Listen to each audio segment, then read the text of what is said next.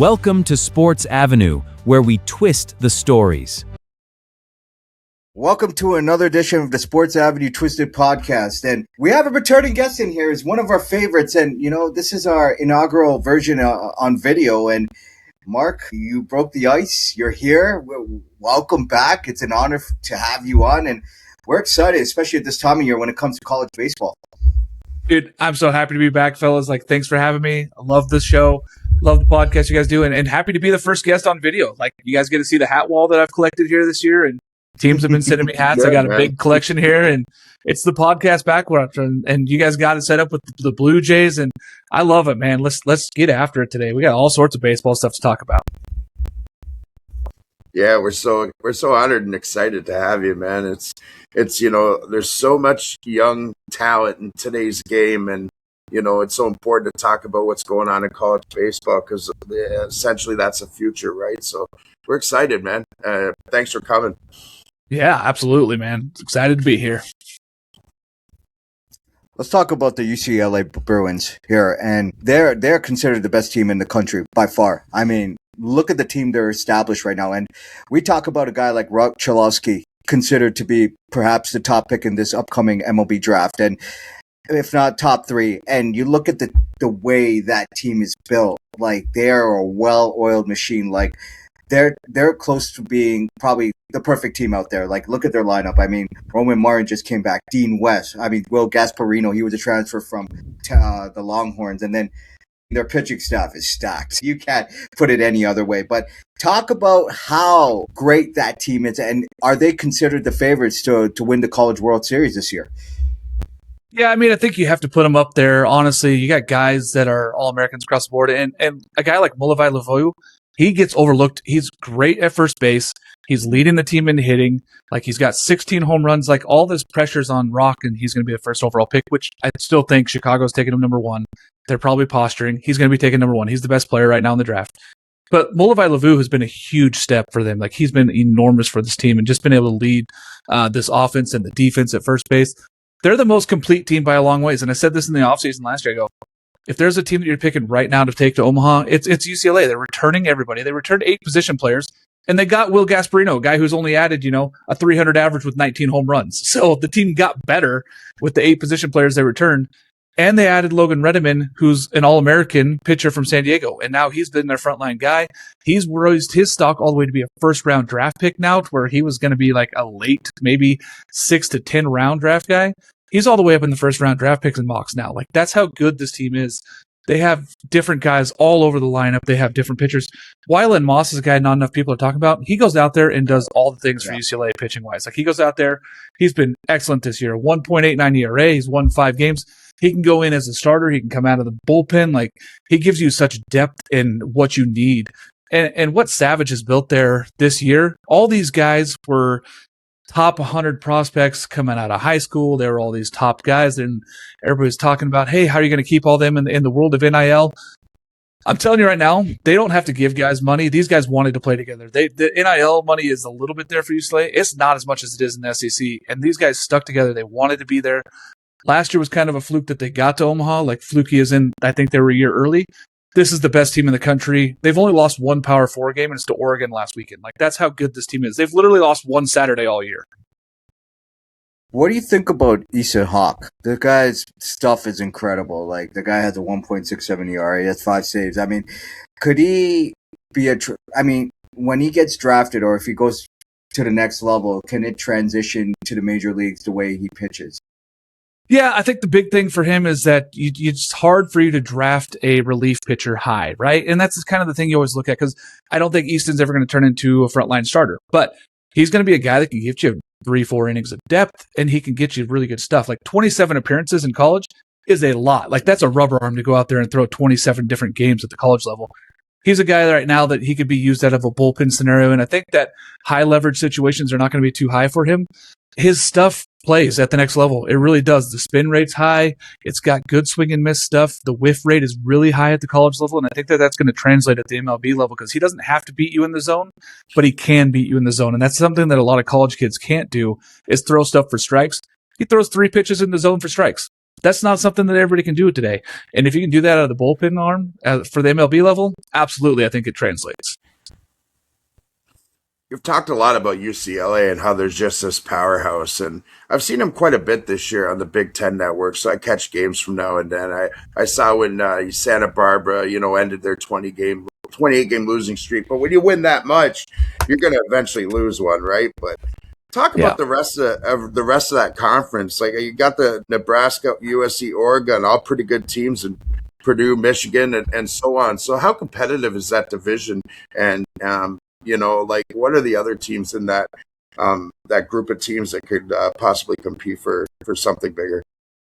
This is the best Big Ten that we've seen in a decade, and it's hands down the best Big Ten conference we've seen in a decade.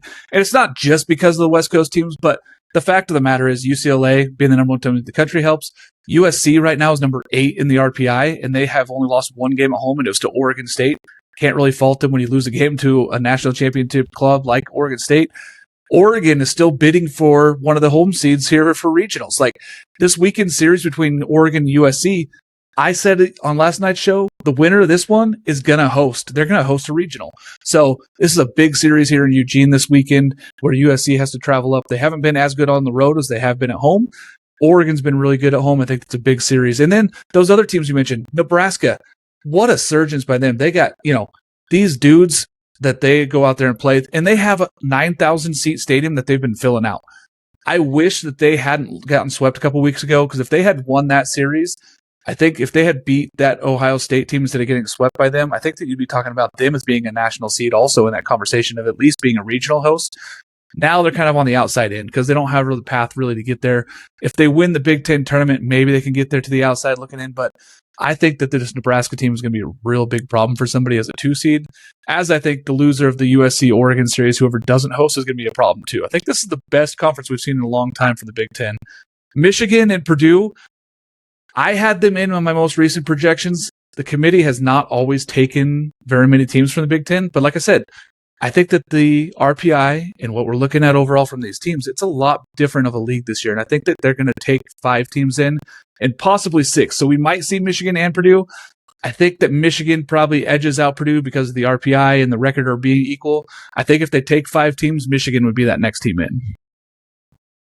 Let's talk about the top hitters in the Big Ten, and there's so many great hitters in this conference, and obviously Rock Chalosky. I mean, you could talk about UCLA guys, but let's talk about other guys like Gabe Mitchell and Colby Turn and Caleb Wolf and Jackson Hodgkins. Like, the list goes on, and how competitive is that category, especially when you look at their numbers. They're such gaudy numbers, and who would you say out of those guys, or even outside the names that I didn't mention, are considered like top hitters in that conference?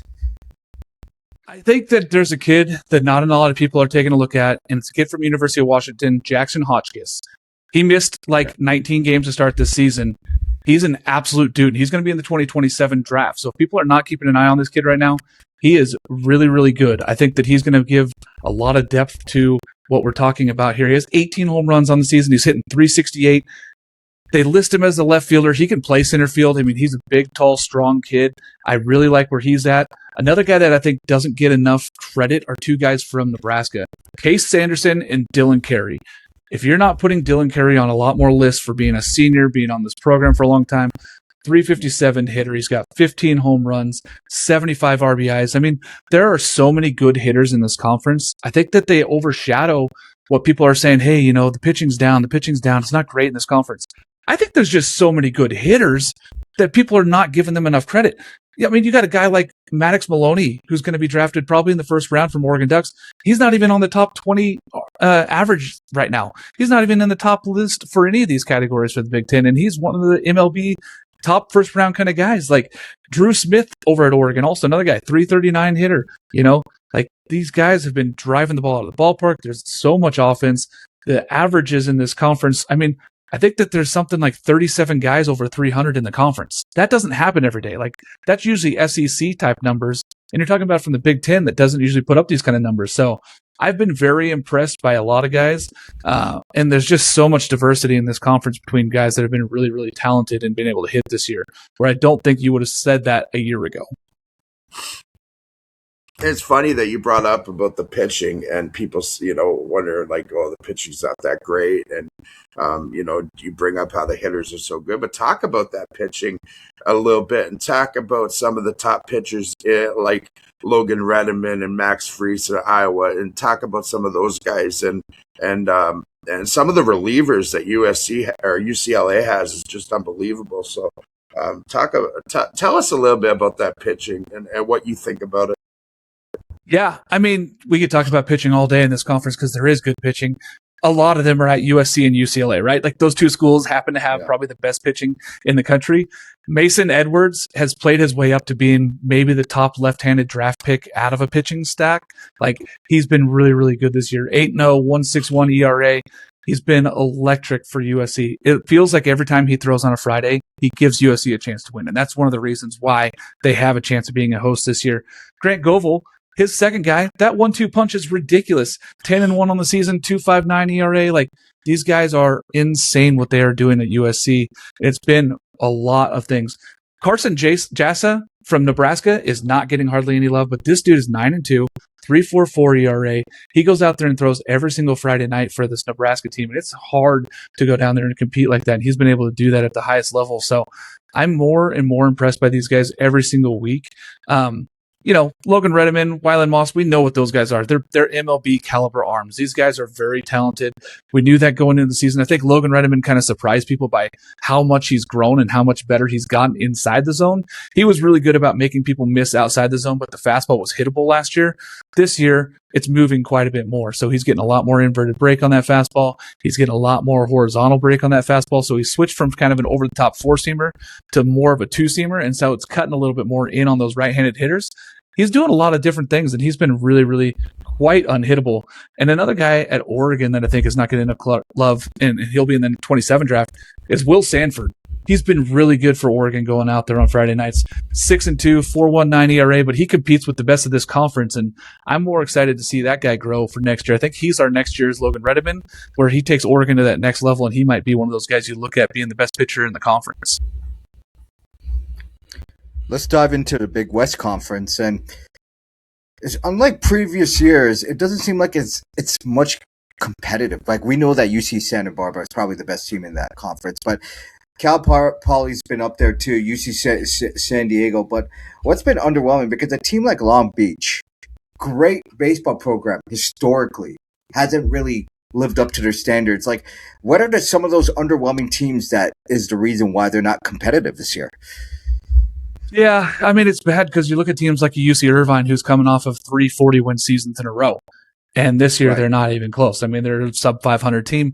I think that you're just starting to see that these rosters are kind of leveling out in that conference. One, people can go all up and down in California, and that's where most of these schools are located, is in California. So you can play at any of these schools and be noticed and be drafted. And I think that that's something that was all the way back in the early 2000s. We looked at these teams like the Cal State Fullertons and the Long Beaches, and these were some of the best programs in the country. Well, now they're smaller schools compared to a lot of these other schools. So these guys that used to go and be at these California State schools, they're going to the SEC schools now. They're going up to Oregon State. They're playing in these bigger conferences, and I think that that's kind of hurt them a little bit. NIL has also pulled guys away from some of these schools. So it almost feels like this mid-major conference of the Big West is where guys are going to get their second chance if they drop out of a big program, or they're transferring in from a JC. Like, it feels like those guys that used to be 4-year guys down there in the Big West are no longer staying around because the NIL money has forced guys to kind of move on and play at different levels. I mean, we're seeing it from the WCC guys. All their top 4 pitchers all went to Big 10 program or big programs, and they're all aces on Friday. Like, that's the crazy part, is that you see these top conference pitchers, they're going everywhere else.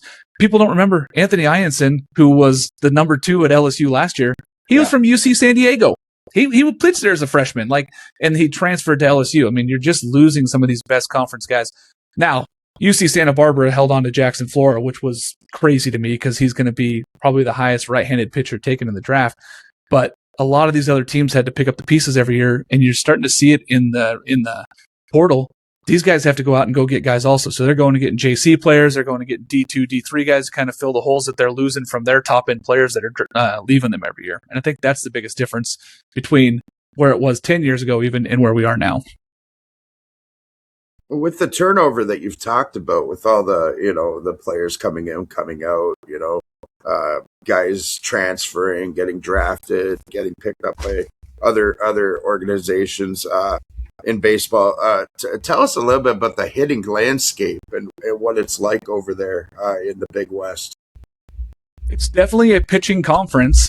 There's definitely a lot more arms than anything else. I mean, I already mentioned Jackson Flora, but Isaiah Magdaleno at Hawaii is putting together one of the best seasons we've seen from a college pitcher in a very long time. He's got a lot of stuff. Cal Poly's got a ton of arms. Like, you're starting to see that the teams at the top of this conference are all the teams that have the best arms. So Cal State Fullerton has one of the best ERAs. UC San Diego's been able to pitch. And obviously UC Santa Barbara and Cal Poly being at the top, they have the best pitching in the conference outside of Hawaii. So Hawaii, while they haven't been able to hit, they've been able to pitch. And so you're starting to see this across the conference going, where's the hitting at? Why is it not there? I mean, there used to be a lot of things in, the old adage of West Coast baseball where it's a lot of bunting and moving guys around and not as much home runs. It kind of has really fallen into place this year where we're not seeing a lot of power out of this conference. We're not seeing a ton of extra base hits. We're seeing a lot more hit and run stuff. We're seeing a lot more bunting, and we're seeing just different ways to move guys around versus, is it because the great pitching?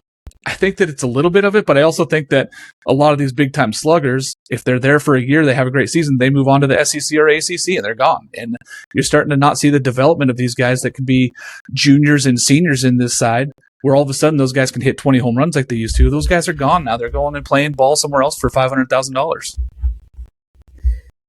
With that being said, because you mentioned about pitching being more dominant than hitting in the Big West, like, who would you say, in your opinion, has the best pitching staff? Because you could mention about Micaiah Negrete. I mean, another guy, Mason Lerma. I mean, there's so many names out there. You could talk about it.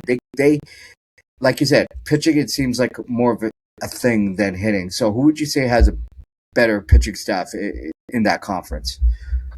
Oh, it's Hawaii. Hawaii is the best pitching in the conference. Okay. I mean, really, they have the best pitching coach in the conference also. And what he's done out there is tremendous. I mean, he's a dude.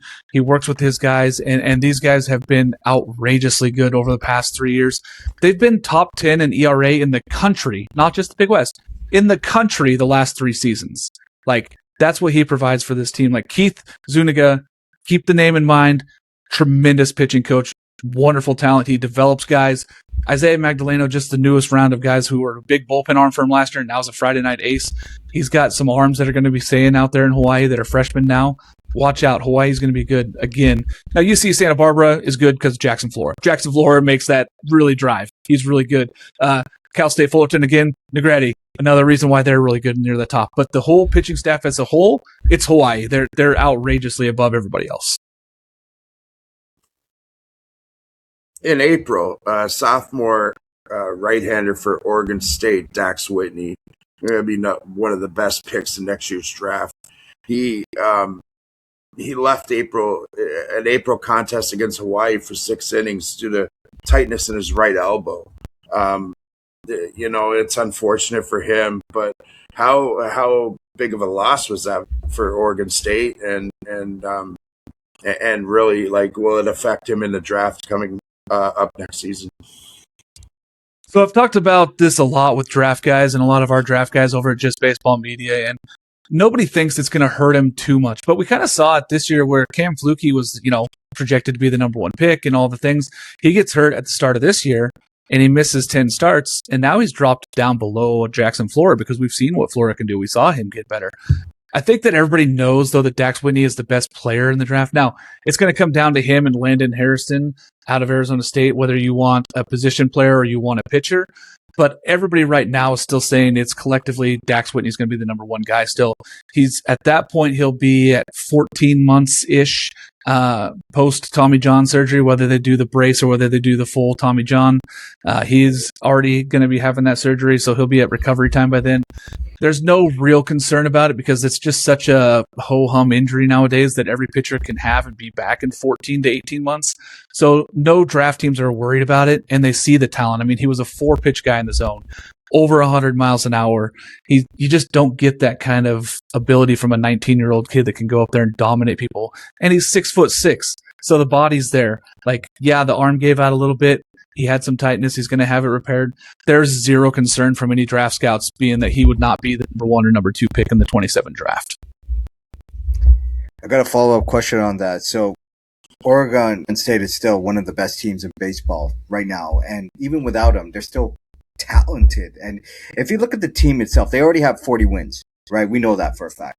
But they have guys like Easton Tull, Jacob Galloway, Adam Hayed. I mean, Ethan Kleinsman. We even talked about it last year when you were on. And could they still have enough, even without Dax Whitney's detrimental? That loss is such a big deal. And it's hard to replace him, right? Because, like, he was supposed to be, like, the next Paul Skeens in next year's draft. But do they still have enough to compete for the College World Series? Yes. So I think that they're going to host still. I mean, the 41 wins puts them in that conversation. As long as they take care of business this weekend on Thursday, Friday, and Saturday against Air Force, they're going to host. And they don't have any other games until the regional because they don't play in a conference. So they have no conference tournament. They don't have anything else to do. The pitching staff is still elite for Oregon State. And we talked about it even without Dax Whitney. Ethan Kleinschmidt is a top-round draft pick. He's going to be drafted high. Segura going now on Saturdays for them. Like, he was the best Sunday pitcher in the country once Dylan Volantis moved from Sundays to Friday for Texas. It turned into Eric Segura being the best Sunday pitcher. And now they got that freshman going, Morris going on Sundays. Like, they're good, but what it does is it kind of moves everything else up. So if they don't stay on schedule, so by that I mean if they don't stay in the winner's bracket the whole time, it kind of puts them tougher. Like, if they had Dax, they had so many arms that they could just play with, and if they got in the loser's bracket, it was no big deal. Now they kind of feel like they need to stay in that winner's bracket the whole time and kind of hold their own. And being at home in front of the Goss faithful in the regional round is big. So then they just have to take 2 out of 3. And with that pitching staff, that front-end pitching staff and the bullpen that they have, I think that they're really good. I mean, Alberto Robles has been the best closer in baseball, and people don't even get to talk about him much because of how good the starting pitching has been for Oregon State. Guy leads the nation in saves. He's been nearly unhittable. He's throwing over the top like a Trey Savage, throwing a splitter and throwing the fastball. Like, he's really tough. And then you got a guy that's 6'7" in Isaac Yeager. Like, the bullpen arms are there. My biggest concern for Oregon State is scoring. Can they score enough runs? It's been, a lot of just getting by with the offense where it feels like a lot of old school West Coast baseball, but they've been able to get by in these games. I don't know if they'll be able to do that against the top end of competition in the SEC and ACC. Let's talk about your list of your top 25, because I know everybody has a list out there of their top 25. And so when you had the thought process of putting that list, like, did you feel like this is the pecking order of? And we know that UCLA, everybody has UCLA as the top team, but then you got Georgia. It's also consensus usually top. And you got UNC, Auburn. I could talk about, but how did you break down that list, and who in your mind could be a sleeper in this year's College World Series tournament? Man, I go through, and whether I'm watching every game live, I rewatch everybody that plays in the top 25 in my mind. So I will go back through and I'll see usually between 90 and 120 games a weekend to kind of get the feel to see where these teams are. The nice thing is I usually have 4 or 8 up on my TVs. I have 2 big TVs in the living room. My wife, she approved it. Love it. So I got an 85-inch on one wall. I got the 75 on the other wall, and then I got my iPad in front of me. So I'm able to watch a lot of games at once on weekends when I'm not out on the road. So those home weekends are important for me to be able to get eyes on every single team. So the baseball game moves slow, right? So you can take a look and be able to see what's going on every game. So I get eyes on everybody. So it's usually between 90 and 120 games I watch every single weekend. So I get an idea of where these teams are. And you kind of just be able to put it together. The end of the season is a lot easier than the beginning of the seasons because you see where these teams have progressed and how good they are. Now, I don't even look at RPI when I'm doing my rankings. I know people get really mad about that, but I look at it as a general. I know where they're at kind of in the RPI rating, but that's a whole different rating system. That's a whole different ranking. If you want to go by RPI, sure, use that. If you want to use that as your metric, I want to see what they've done in the last 10 games. I want to see what they've done in conference. And I want to see when they beat the best teams. Like that to me tells me more about a team than anything else. And I think that there's so many good teams out there. I mean, the top 25 that we put out recently is really, really good. I mean, those you could say there's 30 to 40 teams that deserve to be in the top 25. And I don't know if there's many years you could always say that. So I'm very impressed by all the teams this year. But I think that there are 5 teams at the top of the list, right? UCLA, number 1, no doubt, number 1 best team in the country. I don't have any arguments there. They've been the best team all year. Number 2 for me has been Georgia. Georgia is dangerous. They have 6 pitchers that they can go to at any time. Caden Aoki, whether he's been out of the bullpen or starting games, has been absolutely filthy, and he has 4 years of experience pitching at USC. So he's coming in with a lot of experience, a lot of veteran leadership. They have tons of offense. We mentioned Daniel Jackson being one of the front runners to the Golden Spikes Award. He's been unbelievable this year. Very, very excited to see what he's been doing.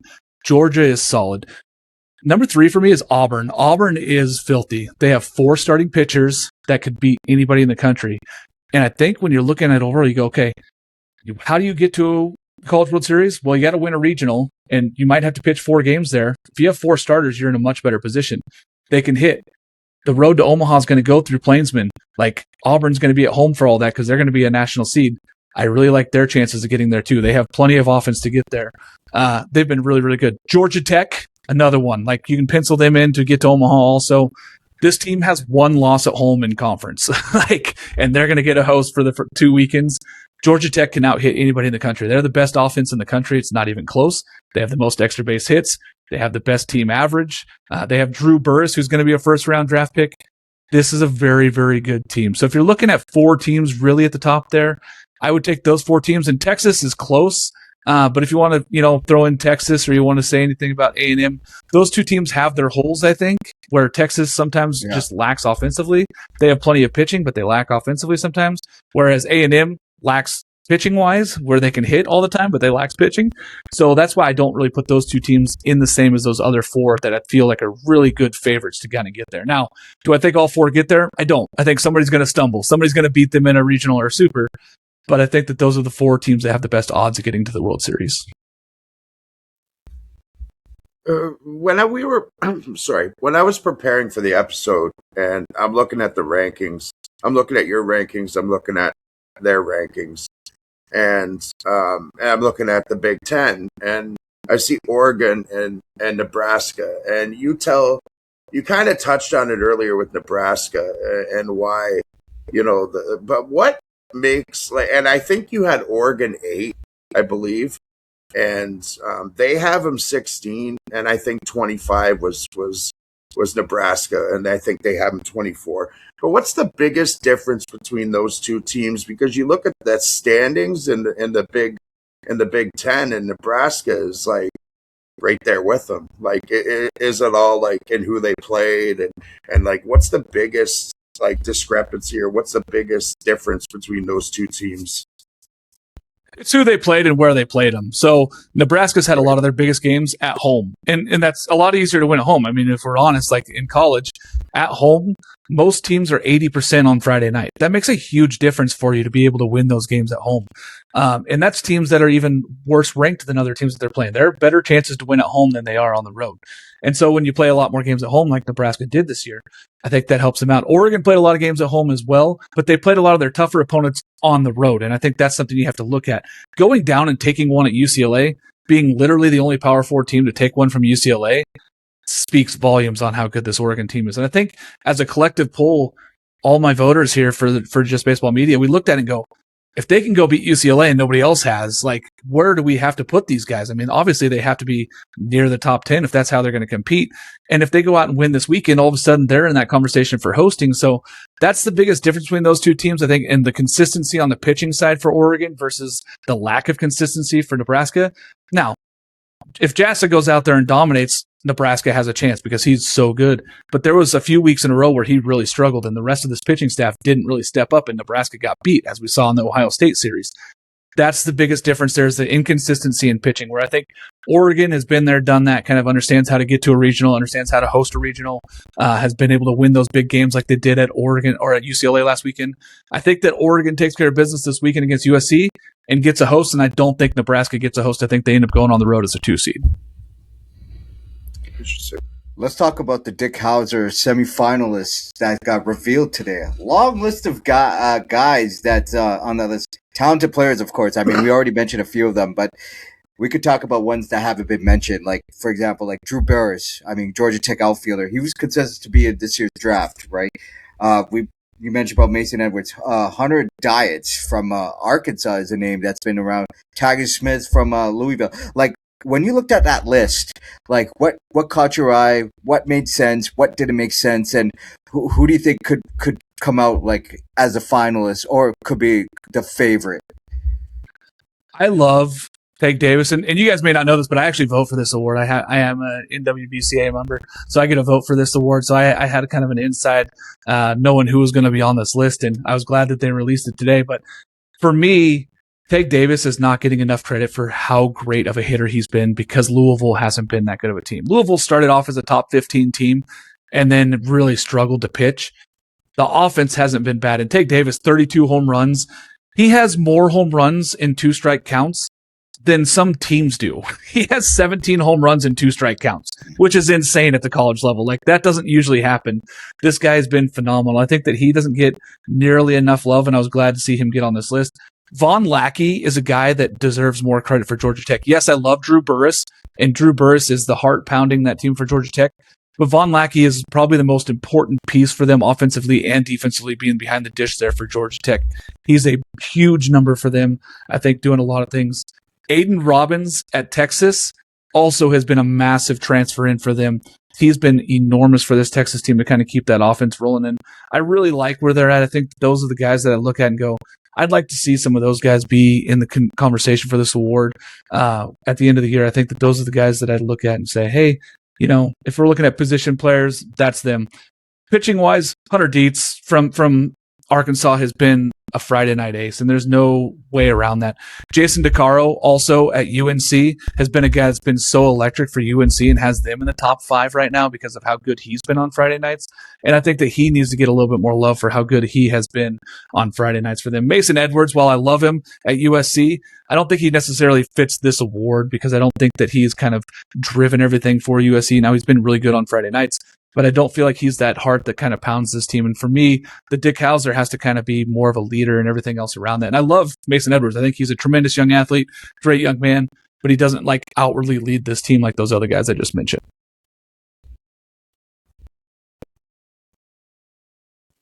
We were talking a little bit about before the episode started about this question, and it has to do with this year's catchers in the first round, second round with Daniel Jackson, Von Lackey, and Ryder Helfrich.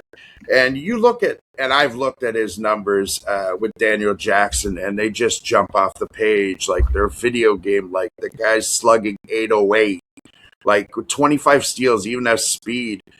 He hits a high average. His OPS is like 1.3 something. Like, he's just, the numbers are just crazy good. Like, and he's in a good conference, you know, in the SEC, and Georgia's a hell of a team, as you've talked about a lot here. But what is the biggest factor when looking at Daniel Jackson and those other two? And then, you know, tell us about those other two and just how good they are. Yeah, Daniel Jackson, tremendous story, right? Like, last year had his big struggles, gets to Georgia, makes this big difference in this huge turnaround, right? Like, he has been a massive season and part of the reason why Georgia's ranked in the top 5. I mean, let's not sugarcoat it. This guy's going to be up for the Golden Spikes. He's going to be up for the Dick Hauser. Like, he's been a leader. He's been everything that Georgia needs. But if you're looking at a draft side, you look and you go, okay, Von Lackey might be a top 10 pick, and somebody's going to be real happy to get him if he drops out of the top 10, which I don't think he will. His draft stock just continues to rise. Phenomenal athlete. He literally played 8 positions in one game already this year. That's how good of an athlete he is behind the dish. And he's a guy also with almost a 1.2 OPS. And this is a guy that's hitting 386 this year. He's got 13 home runs. He's got 27, 28, 29 extra base hits. Like, he's every bit. He's the package, man. 61 RBIs. He does all the things right for this team. And he's stolen 12 bases as a catcher. Like, how many guys can say that out there? And his defense is elite. He's the top defensive player in the country, probably behind the dish. Like, he is so far and above everybody else defensively, and I think that's why you have to look at the differences between him and Daniel Jackson. As Daniel Jackson can hit. Now, is this a one-year thing? We've seen Von Lackey do this for year after year now, and we saw him do it at Team USA last summer. So we know kind of that it's expected and what he can do consistently. While Jackson's a great story, this is kind of a one-off for him for his first time actually busting out and being this electric. The swing's a little bit long, where Von Lackey has this nice compact swing. He's got power to all fields. I like Von Lackey to be the top there. Ryder Helfrich is a good catcher also, right? He's not bad defensively. He's probably going to stay at catcher at the next level, but he can hit. And I think that's kind of where that difference is the defensive side for where are you going to put Daniel Jackson? I mean, I think eventually you might have to move him to the outfield when you get to that next level. And corner outfielders just don't get drafted as high. Like, it's just a thing. They just don't get drafted as high at the MLB because they want to have more athleticism. Whereas Von Lackey, if it doesn't work out for him at catcher, they could put him in center field and field probably just as good. Let's talk about the top pitchers in the country who should be candidates for pitchers of the year. I mean, you mentioned a whole bunch of names already, but I mean, we could talk about a couple guys like Ruger Riojas from Texas. Dylan Volantes is a teammate as well, who's, I believe he's 2027 draft eligible. And Thomas Valencians, I think, from Mississippi State. I don't know if I could be mispronouncing. But you Thomas Valencians. Valencians, that's right. Mention other names that should be in that category, because like pitching is such paramount in college baseball. Well known, like teams are like even MLB teams are looking at next year's draft, and they're like, pitching is such a big deal. But who would you say this year would be the top pitchers of this year? Yeah, I think I mentioned Murray and Jason DeCaro. I think that he's a guy that really has been really good for 3 years now for UNC. Now, do I know if that translates at the next level for MLB? I don't, but I think that he's been really, really good. And I think that somebody's going to give him a chance because of how good his stuff has been at that level. I think that he's just one of those guys that steps up for a top 5 team, and he's been really good. Another guy that I think doesn't get nearly enough love is the Friday night ace for Boston College and AJ Colarusso. Like, this guy goes out there and has put Boston College on the map and given them an opportunity to be a top 25 team, which I don't think anybody in the country would have picked them. Nobody had them in their preseason poll. I can guarantee that. But then even the first few weeks in, you're looking going, this team's getting better every single week. How is this even possible? And they just keep putting up numbers. And AJ Colarusso was a big part of that.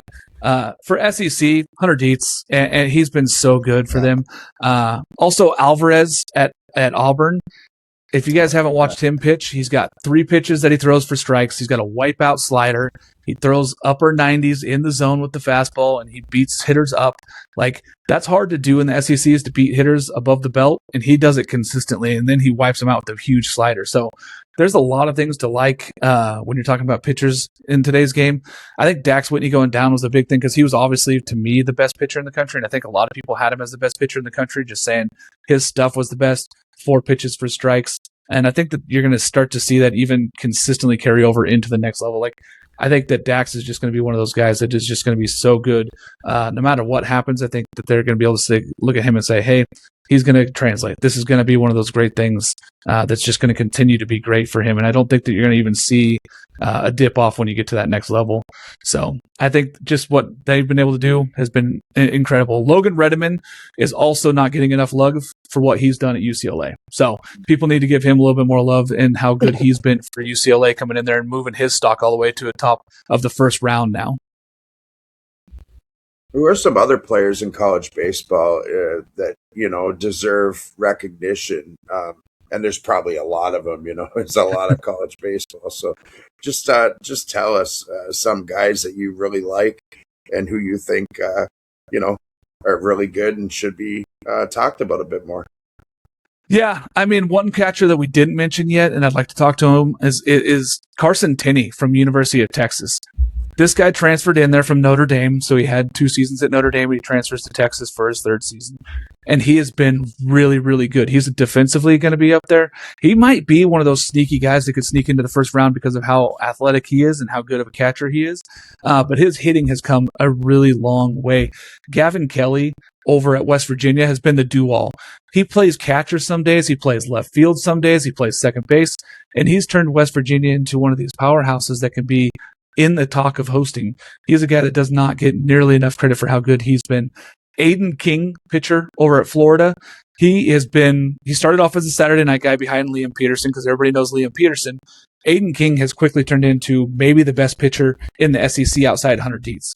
I think he's tremendous. I have him slightly ahead of Dietz because I think his stuff's just a little bit better. I really like where he's at. And then you guys mentioned Volantis. Like, I know that Dylan Volantis is not going to be until next year's draft, but he's another one of those arms that just kind of scares you. He's so good. And from the left-handed side, you just don't get a lot of those guys in this game. So I think that he's been really, really tremendous this year at the college level, and I think that that's one of those things that's just going to translate at the next level as well. So watch out for those guys, I think. So many great names to talk about, man. I can't wait till they get to the 2027 draft. So many guys in this draft. So many guys, man. Like we're like savvy draft guys, and like this is where we're getting to right now. It's like now let's see. Like if you look at the MLB Draft, you look at 7 shortstops that could potentially go in the first round, if not the first and the early second round. Like we mentioned so many names that's already mentioned, like Justin LeBron. We didn't even talk about it. Or Chris Hakopian, right, from Texas A&M. Yep. Eric Becker, another name from Virginia, and then I believe we talked off air about Connor Como, who could potentially be a J, which is possible. But like, how deep is this shortstop class itself for this upcoming draft? I think it's one of the deepest we've seen in a very long time from the college level. Like last year, Ivar Arquette was the highest position player taken, and you looked at it overall, you go, okay, well, that was fine, and there was a few guys taken. Wahiva Aloy comes to mind also, but I don't think he translates into a shortstop at the next level.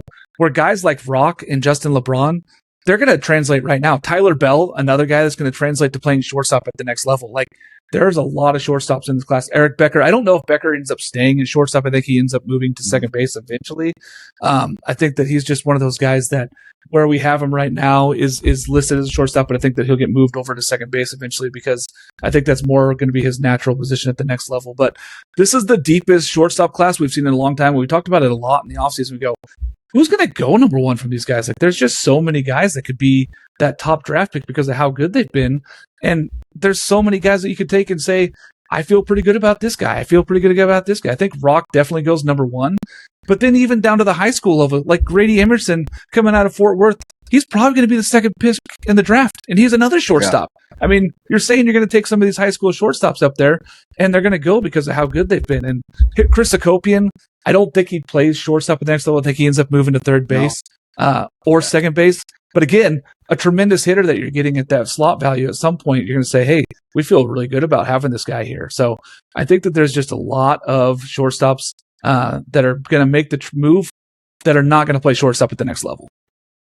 Well, when you look at this draft class, and like I said, it seems like there's a plethora of shortstops, and we saw a recent trade with the San Francisco Giants and the Cleveland Guardians, and they got another pick and they get more pool money. Could you see the San Francisco Giants? Let's just say, because I think we're going to see a couple more of that before the draft because it's starting to become a thing. I think Baltimore did that last year when they traded Brian Breaker to the Rays, and they got multiple picks. Like they got Willie Ahoy, Ike Irish, and Kaden Bodine, all in that timeline. But could you see San Francisco, let's just say, because like they got the 4th pick, they could go get like a Jacob Lombard or even a Grady Emerson if they fall into it. Like, could you see a situation like that more now where baseball's at?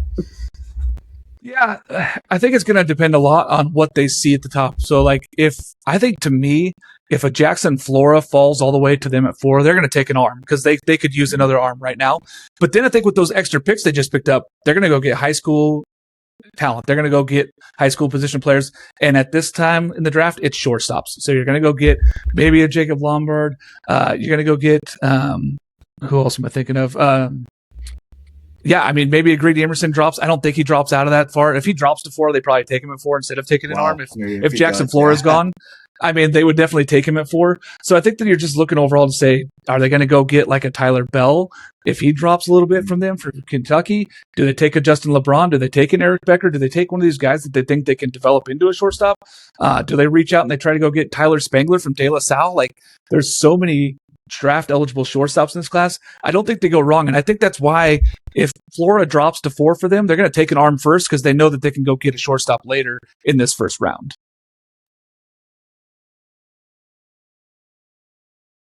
So who are some sleepers in this year's class, pitching guys even, like that could be like a Tyler Bremer was last year, that kind of just, when he was drafted, I believe it was fourth to the Angels.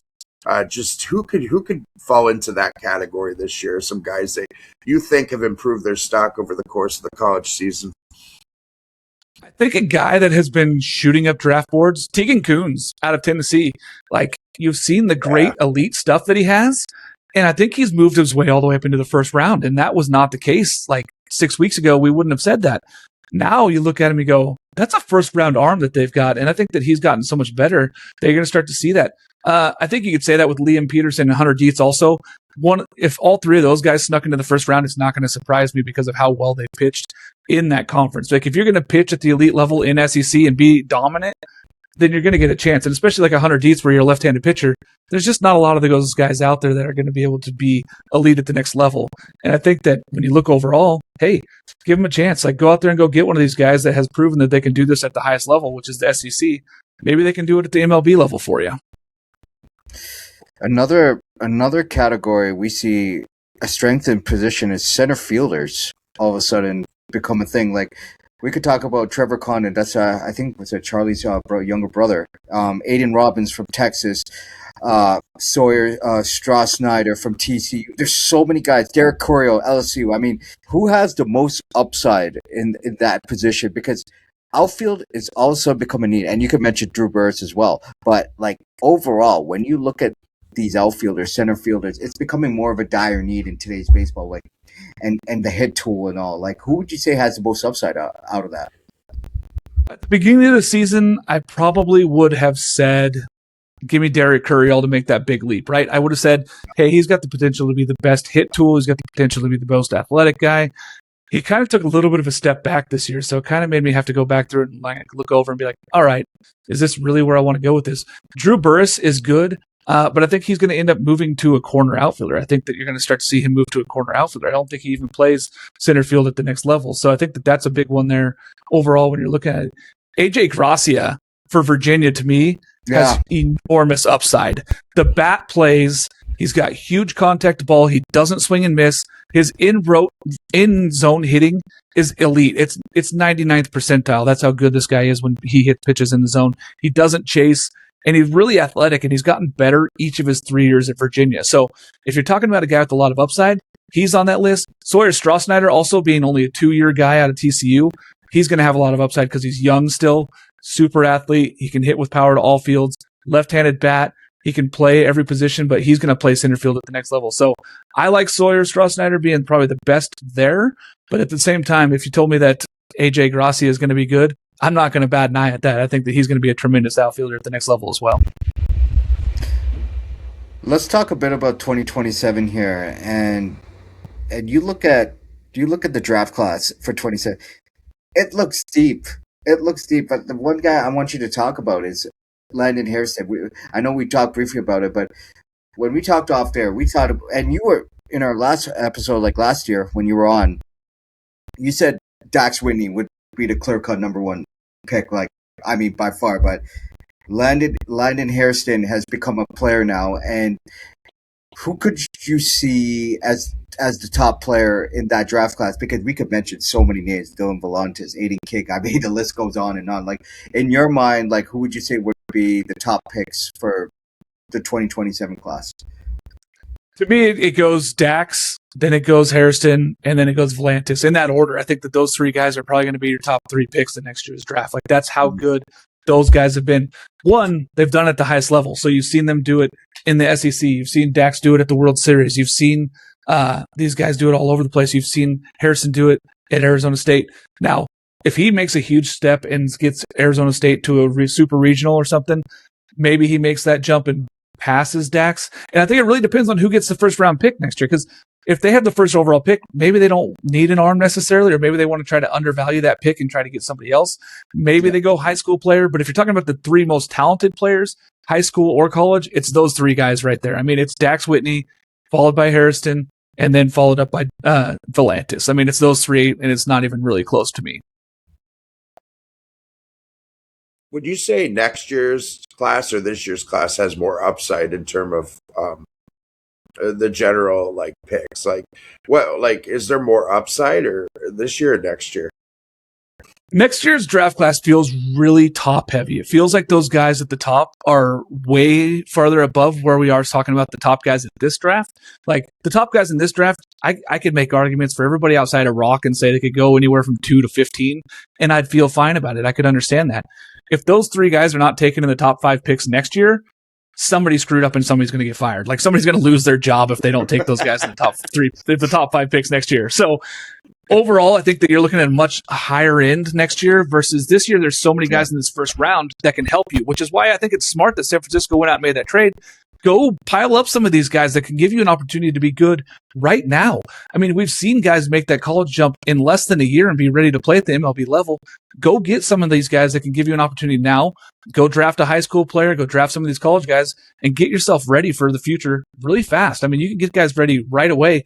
There's guys like Bryce Eldridge that have already been called up for the Giants, and Gavin Keelan, who might make the move up here soon. Like, you've seen these guys make that jump, and they've made an impact immediately. And I think that there's some guys in this draft class that can do that all the way through picks 1 through 37, all the way through the Comp A. If you notice that in college baseball now, is pitching has become a dire need, and you look at a guy like Paul Skeens, for example, or even Trey Savage, like those guys made immediate impacts. Well, Trey Savage did some incredible stuff, but we're Jays fans, right? Yeah. So we witnessed something that we probably will never see again from ECU. Yeah. But like, what's so important, like with pitching? Because when you look at, for example, Florida, they got Liam Peterson versus Aiden King. Some people think Aiden King might be the ace of that staff compared to Liam Peterson. Or you look at UCLA's pitching staff or USC's pitching staff. Like, what's more important about that? Because high school pitching, I mean, that's like the sexy pick, the name. Like Seth Hernandez was the top pick last year, and he's blowing covers, but you don't even see those in today's baseball. What's so important about college pitching when it comes to like development, talent, and what can accelerate them to be in the majors more than just being a high school pitcher? Well, there's a few things that go into this, right? The number one thing is that they get to develop at these universities where there's actually probably more resources at their fingertips than in the minor leagues. Like, do you want your kid riding around in a bus in Birmingham, Alabama for all the summer? Or do you want them to be at like a place like an LSU where they can develop under these tremendous coaches? They get one-on-one coaching time. They get better facilities than any minor league ballpark in the country. And you're doing this at like the entire SEC. You could say that about every SEC team. You could say that about half the ACC teams. Like, there's so much better development at these places now. And then they're doing it in front of these enormous crowds, which they're not doing that in high school. They're not doing that even in minor leagues. Like, you might go to a minor league game, there might be a few hundred people there, right? You're not ever seeing that. There's 14,000 people in Starkville watching a college baseball game on a weekend. You're pitching in front of the best people. You're playing the best competition. I would argue that SEC ball as a whole is probably more competitive than minor league ball for these pitchers.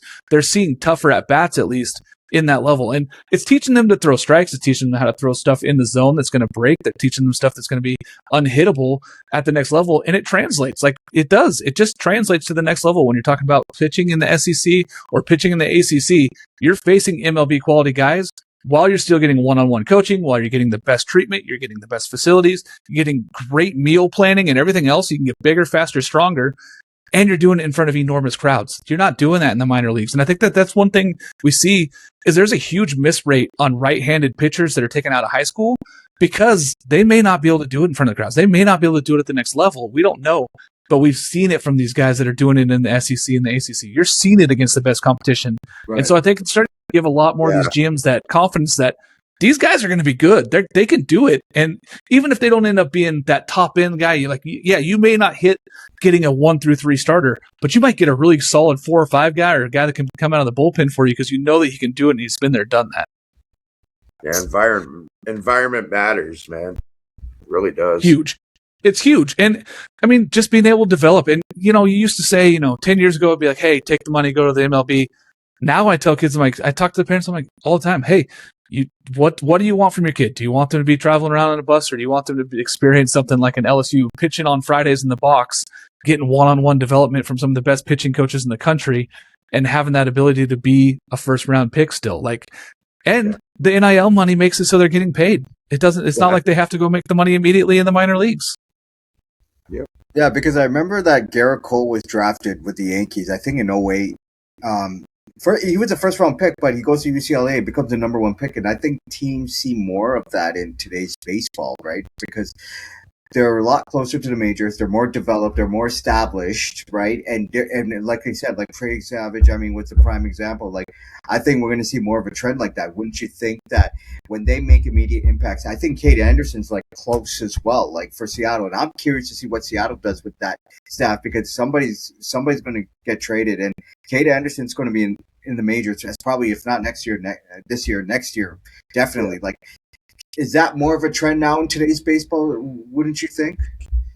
Yeah, that's the other thing too, right? Like you don't get control of these players for very long. So you want them to be ready to get to the majors fast. So if you have a guy like a Cade Anderson that can get there in less than a year, all of a sudden you're not wasting any resources. You've had this guy already develop. You didn't have to pay anything for his development. And now you're getting an MLB quality arm up in the majors in a year. Like you have to just fine tune some things and get them ready. What GM's not going to take that? Like that's a huge step for you. You don't have to worry about doing any resources or anything. You know, you get one off season with them.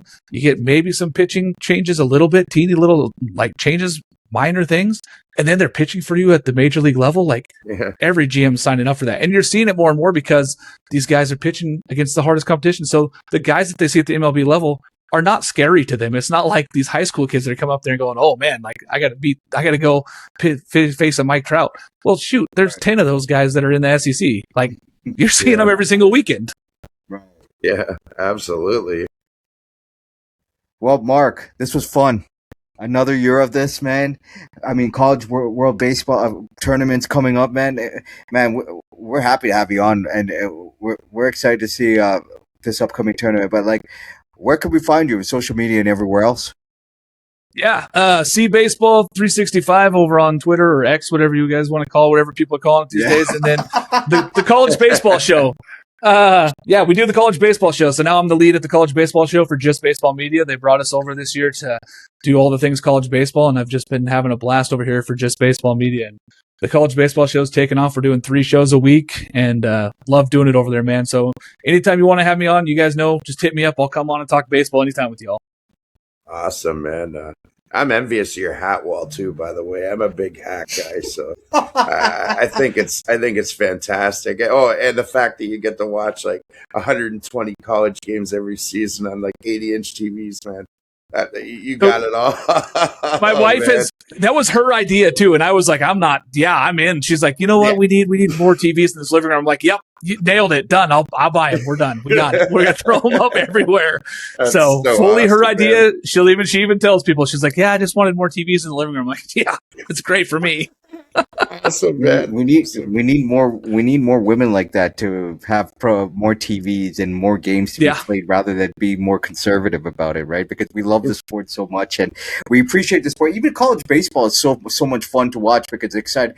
And with the tournament, it just intensifies where baseball's at, especially now that there'll be scouts coming in, like, and I'm pretty sure there's scouts year round, but it gets like more looked at, right? You would think at this time of year, which college baseball, the tournament starting, the College World Series and all, and people are prepping for the draft. Wouldn't you think? Yeah, and the thing is, it's really fun because now you start to get a lot of the MLB fans. They're like, okay, we've watched our team now for a couple months. We need something. Right. We need new life. Tell me who's going to be in my draft class. They start watching the college game now because this is the time they're like, hey, I got to see some of the elite level guys. I can see them all in one spot. Well, now the games are more and more getting televised, and I think it's just growing this game so much. I mean, you see every single SEC stadium this year added at least 2,000 seats. That's insane. You're seeing that on awesome, a single. Man. I mean, the game is growing so fast. Every stadium that's in the top 25 grew. University of Hawaii sold out something like 27 games this year at 5,000 seats. The game is growing. People want to do it. It's affordable. You can take a family of 4 out to a ballpark. It's just great. And I think that it's a good thing for a lot of these people to get to go watch some of the high talent. You're starting to see more and more of those guys make an impact on the MLB right away. Go watch the college game. You're going to see some of these guys that you're going to see the next year at the MLB. Yeah, it's awesome, man. And we appreciate you once again being in this episode. We would definitely want to have you back when talk in the future. But We will place a description below where you can find Mark Garland and his college baseball show. I would recommend you to watch it, man. It's a fascinating show, and we always will retweet his stuff no matter what, man. Like we like to share all the credentials and the shows where guys like Mark Garland does a phenomenal job of doing what he's doing. But till next time, take care. Be kind to each other. Signing off for the Sports Avenue Twisted podcast on Thursday, May 14th, 2026.